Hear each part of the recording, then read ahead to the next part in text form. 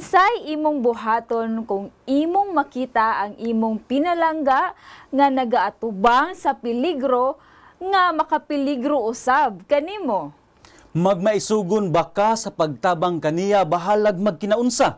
Atong tanawon ang gibuhat ni Ginoong Hesus sa maong sitwasyon dinhi sa Let's Pray Pilipinas live in Cebu.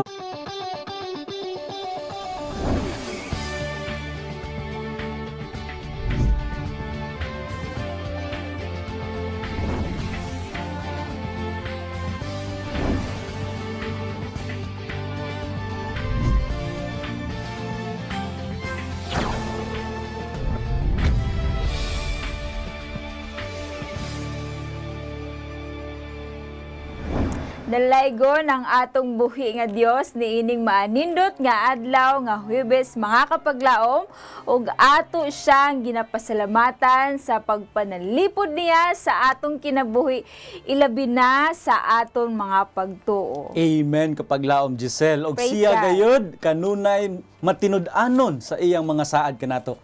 Og ania na usab kita pagpadangat sa atong mga paghangyo dinha sa iyang trono pinaagi sa atong manluluwas nga si Ginoong Hesus. Apan sa dili pa kita mo padayon mga kapaglaom, magampo sa kita kauban ni kapaglaom Giselle. Let us pray. Gracious Lord, our Heavenly Father, our loving Creator and Redeemer and our Sustainer.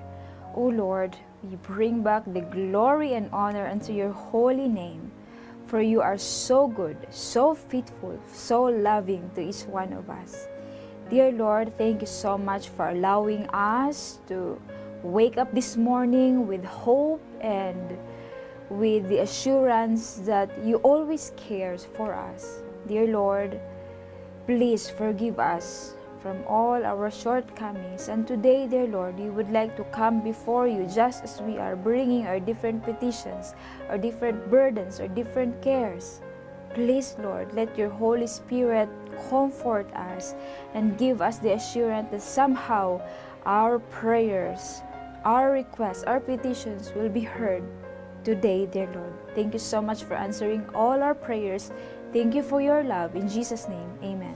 Amen. Thank you so much kapaglaom Giselle for that Amen. wonderful prayer. And indeed mga kapaglaom, nagpasalamat tas tung buhi nga Dios nining kabuntagon og niini nga programa ug kita live karon sa ato ang mga GSAT Channel 37 and also sa ato ang Facebook ug atong giabi-abi ang ato ang mga viewers karon dinha sa ato ang Facebook ug usab sa ilang mga panimalay kauban lang pamilya ug mga higala and also mga kapaglaom atong gi-encourage ang atong nga kapaglaom nga nagsuporta sa itong programa sa pag-share sa link sa Facebook sa inyong mga kaila, pamilya, mga higala aron sila usab mapanalanginan sa itong programa ug atong giabi-abi ug gi-encourage ang atong mga kapaglaom to start sending your prayer request with the right format ug sa numbers nga makita ubos sa inyo ang mga screens. That's right. Thank you so much for joining us today, mga kapaglaom. And of course, doon ay mga prayer request kapaglaom Kevin nga gipadangat sa ato ang programa. Gusto na ko sugdan sa paghangyo sa pagampo sa tong usa ka kapaglaom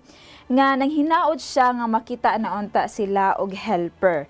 Naputay kapaglaom nga nagpa-pray alang sa iya nga I think kang Mona Zian Hirona alang sa iya nga X-ray result nga hinaot mag-negative mga kapaglaom sa ato siyang tabangan sa pagampo. Doon na po tayo prayer partner gikan pa ni sa Kalumpang General Santos City kapaglaom Kevin iyang kapika sa kinabuhi nga si Alejandra Nobles alang siya hangguiter problem. Doon na po tayo mga kapaglaom nga nagpadala po sa ilahang prayer request alang sa Maasinhon and all southern Liteños to be protected from the Typhoon Dante. Kapaglaom Kevin, aware kita no nga tibuok halos dinhi sa Visayas pati na gyud sa Mindanao nya karon paingon na pud sa Luzon part nagka-experience ni ining heavy rain karon dunay bagyong Dante mga kapaglaom sa atong ginapanghinaot ang safety sa tanan o labi na gyud ang atong pagtuo din ha sa Ginoo. And also include ang ihapod nga son sa Everett nga dili na unta magabalik-balik iha nga seizure. Doon na po tayo prayer request kapag laom Kevin gikan sa atoa nga mga kapaglaom alang sa iya hapod nga anak nga si Rolly Hiyasa nga unta mag-negative ang iya nga swab test result. Admitted siya karon sa ospital mga kapaglaom. Niapod si Imelda Gigi.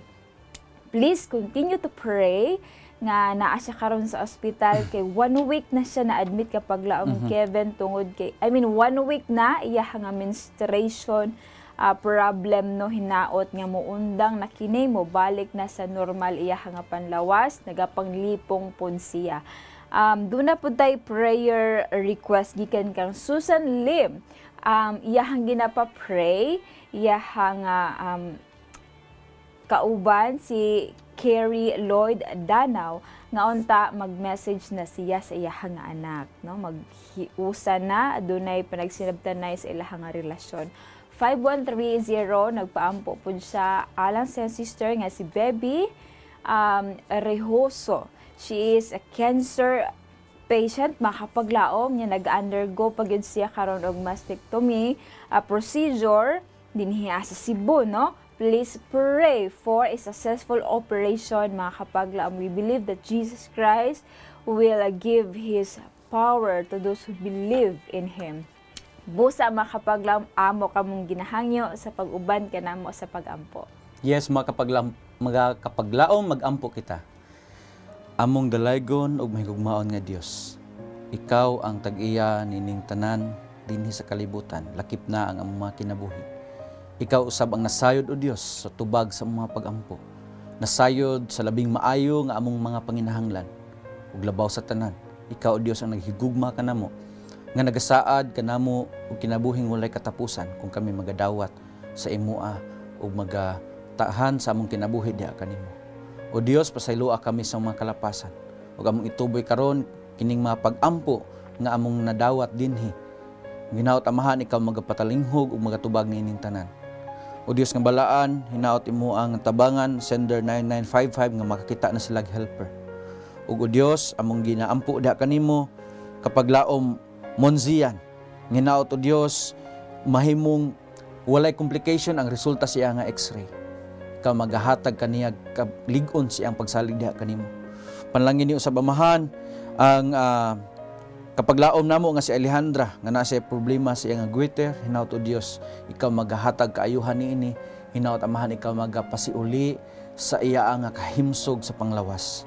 Panalangin niyo sa amahan ang among kapag laom nga naa karon sa Maasin, Leyte ug sa tanan nga mga naa sa Southern Leyte ug sa tanan nga naapektuhan sa Typhoon Dante. Hinaut o Dios, ikaw magaprotektar kanila, pailayo kanila sa bisan unsang matang sa mga peligro.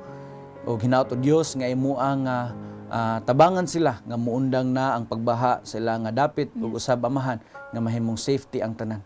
Panalangin usab o Dios among kapaglaom nga si Rolly nga hinaot negative ang iya nga swab test.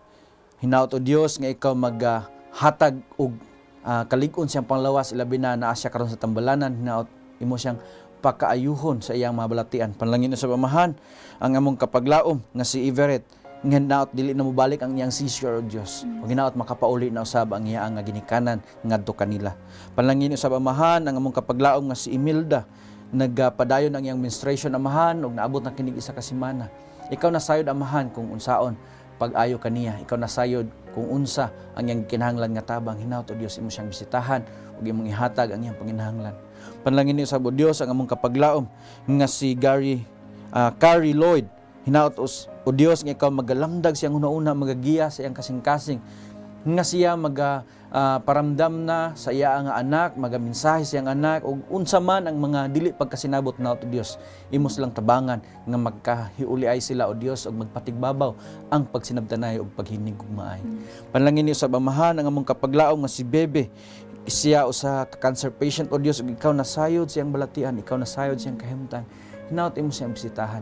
Ug sa tanan nga kapaglaom karon o Dios nga naay mga balatian, hinaot o Dios, imo silang bisitahan ug imo silang pakaayuhon ug hinaot imong lig-unon ang among pagtuo diha kanimo. Kay kining tanan among saligtugyan sa ngalan ni Ginoong Hesus. Amen. Amen. Thank you so much for that prayer, Kapaglaom Kevin, and thank you so much for joining us in prayer, mga Kapaglaom. Yes. And we are still inviting you to send your prayer requests and praise reports. If you're watching Facebook Live right now, mga Kapaglaom, just comment down sa itong comment section ug ato ng pagbabasahon later. Today, mga Kapaglaom, another month na pod, Kapaglaom Kevin, naka-reach na ta sa mid-year, mga Kapaglaom, and it's a wonderful blessing. Praise God. Na hantod ni ining mga kutloa, kini nga moment kita nagpadayon sa pag-inampuay sa matag usa. Gani ang ato ang topiko karon magahisgot kinig, no matter the cost, mga Kapaglaom. Ang atong quote of the day I'd like to read, nagaingon, "For God so loved the world that He gave His only begotten Son, that whoever believes in Him should not perish but have everlasting life." Amen. Makita na sa John chapter 3, verse 16. Bisan ang manggagmayng bata, Kapaglaom Kevin, memorize yun ni. Yung memory verse, mga Kapaglaom. Yes. Na nagpahinumdum ka nato sa dakong gugma sa Ginoo, sa matag usa ka nato, dili lang kanimo, dili lang kanako, apan sa matag usa gikan sa pinakabata hantod sa pinakahamtong. Ang gugma gid sa Ginoo, Kapaglaom Kevin, mo gini nagbind sa to ang tanan. Yes, Kapaglaom Giselle, ag nangingon da sa text nga, "For God so loved the world." Tibuok kalibutan, mga Kapaglaom, That's dili lang right. pundok sa mga tao, kundi tibuok. In all walks of life. Yes, that He gave His only Son. Wow. Nganong iyang gihatag iyang bugtong anak, Kapaglaom Giselle, to save humanity. That's right. That's how God wants to fight for us tungod kay nahulog ta sa pagpakasalaan. It reminds me of the story sa usa ka babae, Kapaglaom Giselle, nga ang iyang ero sa dinhang giatake sa usa ka dako kayong bear. There, yes. Iya kining giprotektahan. Imagine unsa kadak-an nga bear mo sobra ni sa timbang, usahay maabot og 150 kilos, Kapaglaom Giselle, and more than Kadako. apan gitulod kini sa usa ka babayi aron lang maprotektahan ang iyaang mga pet nga mga dogs. So mga Kapaglaom, atong lantawon usab unsa man pud ang gihimo ni Jesus Christ just to save us nga iyang mga katawhan. Atong basahon, Kapaglaom, ang usa ka teksto nga makita sa Philippians 2:6-7 nga nagaingon, unsa iyang gibuhat, unsa ang gihimo ni Ginoong Hesus? This is the answer. Jesus humbled Himself and took the form of a servant and was made in the likeness of man. He left His throne above the adoration of the holy angels and the glory of heaven to come to our sin-darkened world.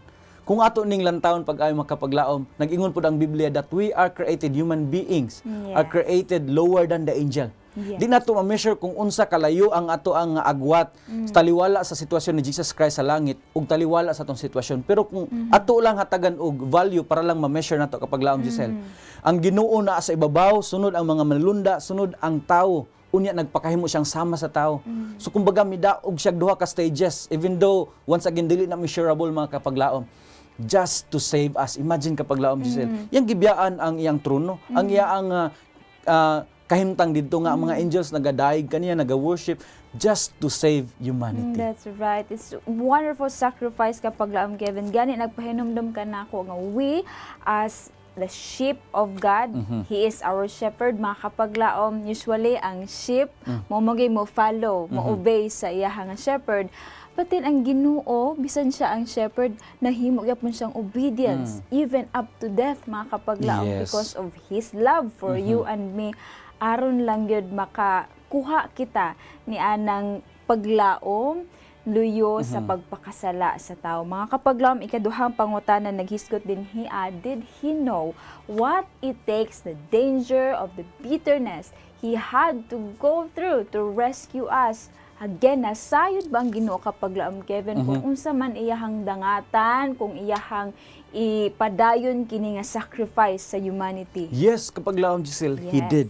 He did know, because according to Isaiah 53 verse 11, Jesus knew the pain and suffering He would go through. Right. But He focused not on the pain, but on the satisfaction of having you and me saved in His glorious kingdom through His sacrifice and death. Amen. He was crucified, and Jesus By his death on the cross, Jesus defeated the power of Satan, the devourer of his people. But he did not remain in the grave because Jesus was risen in victory, mga kapaglaom. Wow. And ug atong lantawon kapaglaom Giselle, no, samtang nag-anto siya dito sa Calvary sa cross, wa siya naguna-una sa kasakit.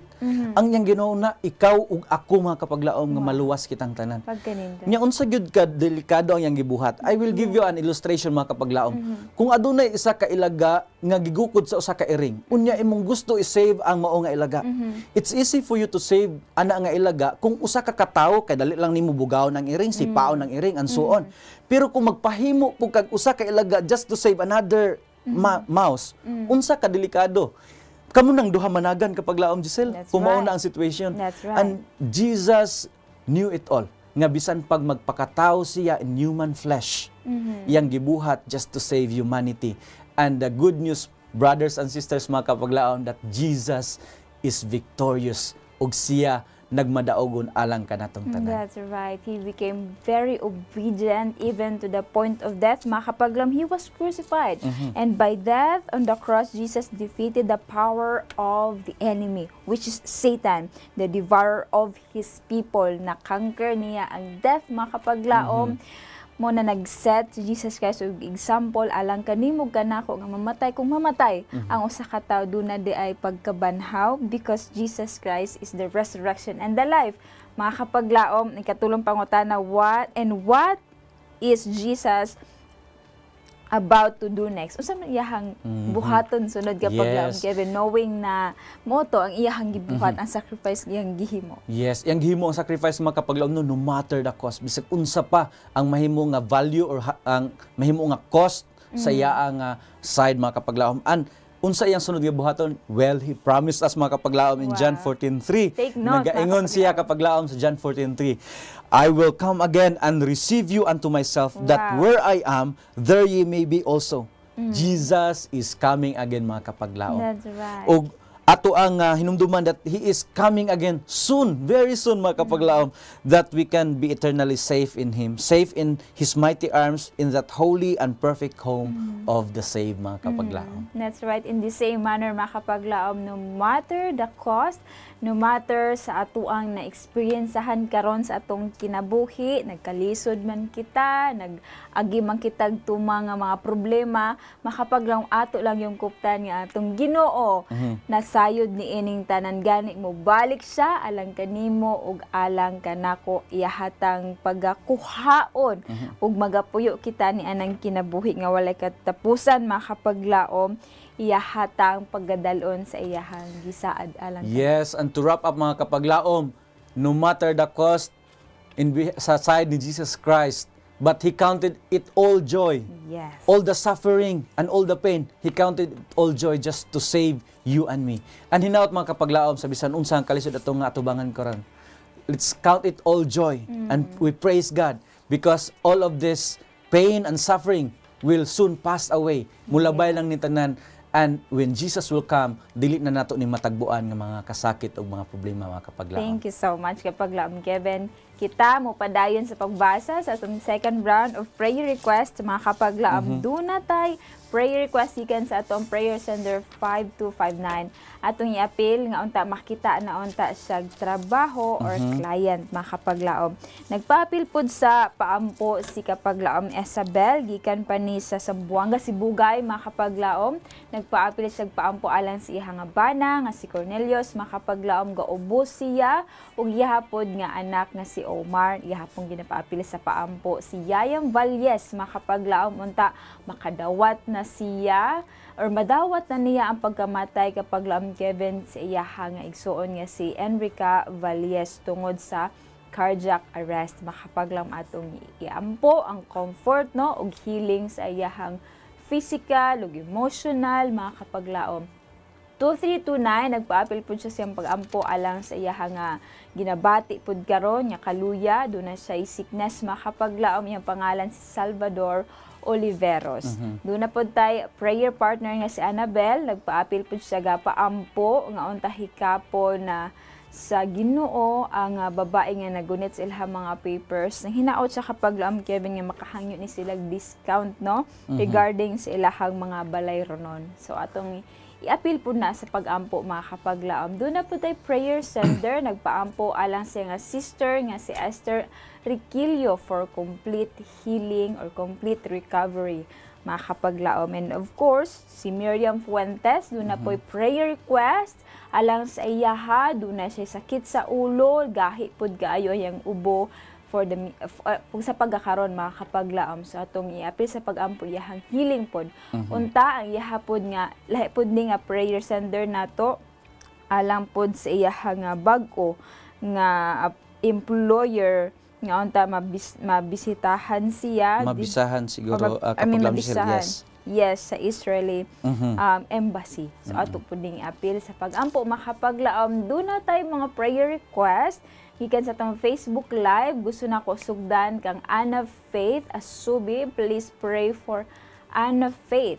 Alang sa iyaha nga ubo, nga unta mamaayo na siya mga kapaglaom. Gikan pod kang Linda Bana, good health, protection, and gikan sa COVID-19, outpouring of the Holy Spirit sa tanan, alang sa tanan kanato o respect sa to ang lain-lain pod nga mga panimalay. Gikan sa akong friend nga si NG May Walis makapaglaom, please pray for Vernalyn Atablanco for her safe delivery. She's about to give birth to her first baby. Yes, ato nang i-appeal sa pag-ampo. Gikan ka Ma'am Liza Facon, please pray for me for my title presentation this afternoon. Yes, we will pray for you, Ma'am Liz. And of course, we are one in prayer with you sa imong nga success. And mga kapaglaom, thank you so much for sending your prayer request. And right now, we invite you to pause for a moment and pray with us. Yes, mga kapaglaom, ato sab i-appeal sa pag-ampo atong kapaglaom Reggie usa sa atong volunteer dinhi for comfort tungod kay mipanaw ang ila ang hinigugma nga kapaglaom Renan. Yes, and his brother also. Okay, so let's bow down our heads mga kapaglaom for our prayer. Among dalaygon nga Dios, ikaw ang mahigugmaon ug gamhanan nga Dios. Naa ka sa trono sa katasan sa mga langit, nagalantaw sa tanan nimong mga kaanakan o Dios. Ug aniya karon ang mapaghangyo sa imong mga kaanakan, hinaot imo kining hatagan ug kasulbaran ug tubag, Amahan. Among gidangop diha kanimo o Dios, among kapaglaom 5259 hinaot makakita na siya og trabaho or kliyente. Hinaot o Dios nga ikaw maga-provide siya mga panginahanglan ug kauban siya nga tibuok nga panimalay. Panalangin sa Amahan among kapaglaom nga si Cornelius ug si Umar aduna sila mga balatian o Dios. Hinaot ikaw magaprotektar kanila, balik sa kahimsog silang panglawas ug labaw sa tanan. Hinaot sila madasigon sa pagserbisyo diha kanimo ug mag-aalagad kanimo. Dios nga balaan, panalangin ni usab among kapaglaom nga si Yayam, hinaot iyang madawat ang pagpanaw sa iyang igsuon.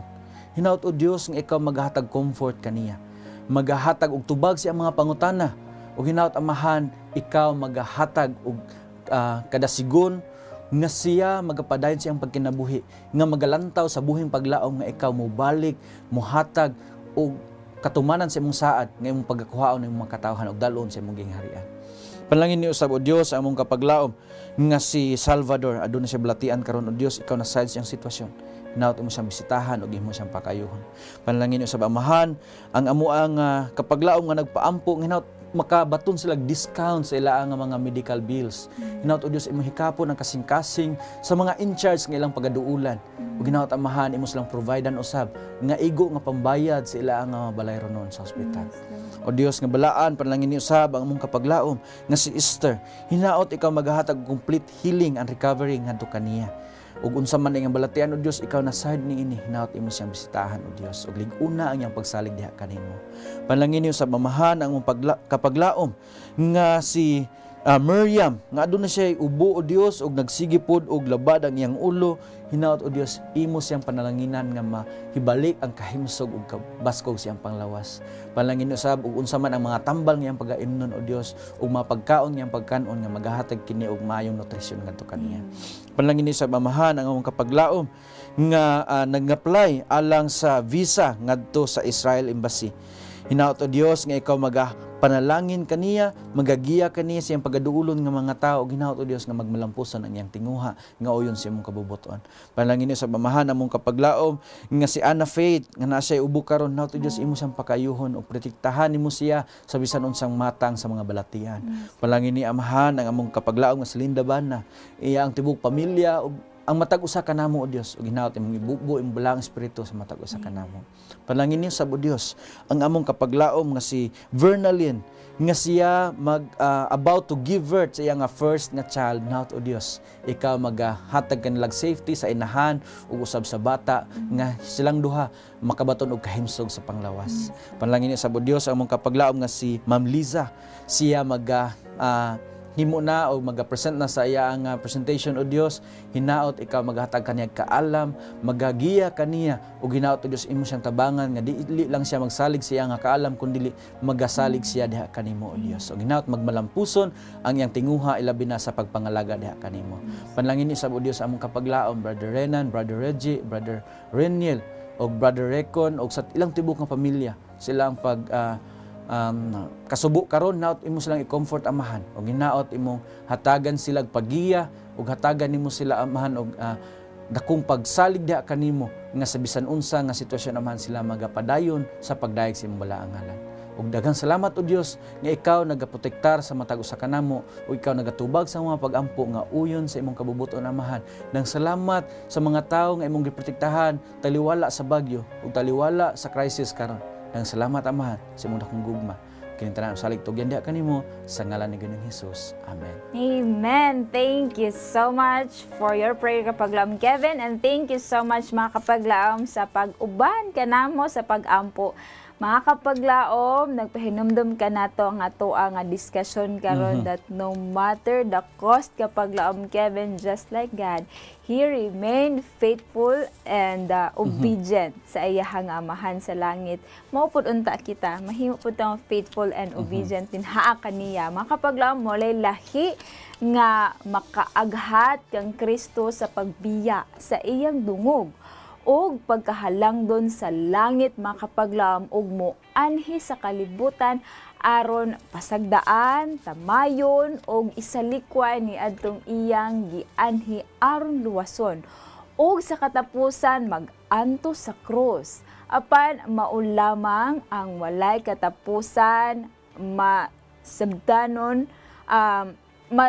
matusob kitang tanan sa iyahang gugma og magapabiling misteryo dinha kanimong kanako mga kapaglaom. Yes mga kapaglaom, ang gugma nga iyang gipakita mas kusgan pa kaysa kamatayon mga kapaglaom. Right. Gibuhat niya kadto alang sa kaluwasan sa tao ug bisan giatubang niya ang pinaka makahahadlok nga away batok sa gahom sa kangit-ngit tungod kay siya nagpahimo nga usa ka tawo sama kanato apan tunga ni ana ang iyang gugma wala makuhaan apan nagtubo kini og nga mas malig-on pagayon. That's right. Hinaot magpabilin ang iyahang gugma dinha kanimong kanako mga kapaglaom. Daghang salamat sa atong mga prayer partners nga nag-apil kanato karon sa pag-ampo.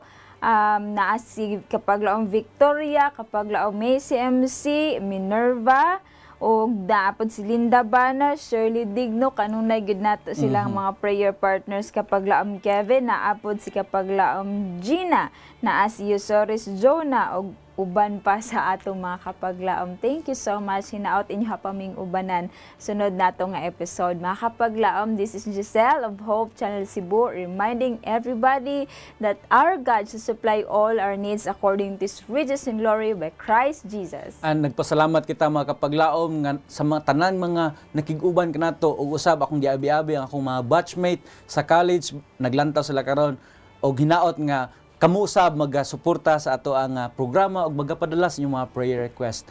And mga kapaglaom, this is your kapaglaom Kevin saying, let us not be weary in well-doing, for in due season we shall reap if we faint not. Kami inyong kaabag sa pag-ampo dinhi lang sa Let's Pray Pilipinas, where you don't have to pray alone.